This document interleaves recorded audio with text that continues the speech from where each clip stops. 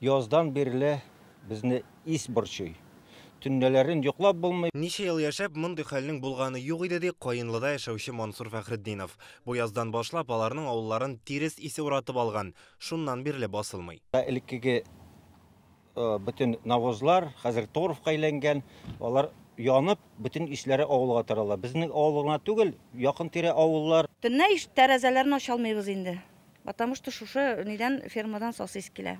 Кислота. Көндез җил искәндә яман ис бераз таралып тора, әмма кич җитү белән ул кабат көчәя ди авыл халкы. Шундай эссе көннәр тора, бик эссе көннәр тора. Тәрәзәне ачып булмый, сулыш алып булмый, бик сасы ис килә. Аннан төнне чыксаң, зәп-зәңгәр төтен күренеп тора.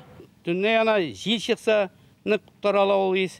Тыныч булганда әйткәндә ул күренми. Начар ис авыл янында урнашкан фермадан чыга диләр. Башта монда колхоз була, соңрак бәхетле агро оешмасы эшли башлый.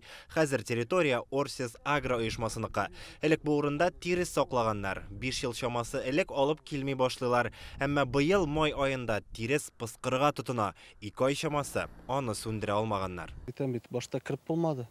Кирге бер техник кире алмады анда, су иде. Нәхәр шуннан кибә торгач, кирнәп керә шулай итеп хәзер кибеп бара уже ныгытып. Шулай итеп булгатып, нитеп сүндердек. Рекомендовали шушы комплексның хуҗаларына тиресне чыгарырга полностью.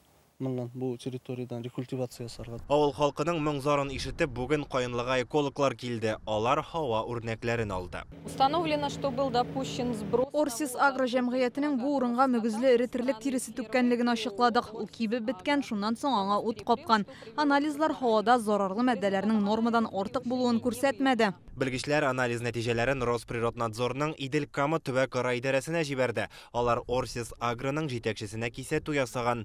Оешмада проблеманы хәл итәргә җыеналармы? Без Орсис агро җәмгыятенә шушы сорау белән рәсми хат җибәрдек. Җавап көтәбез.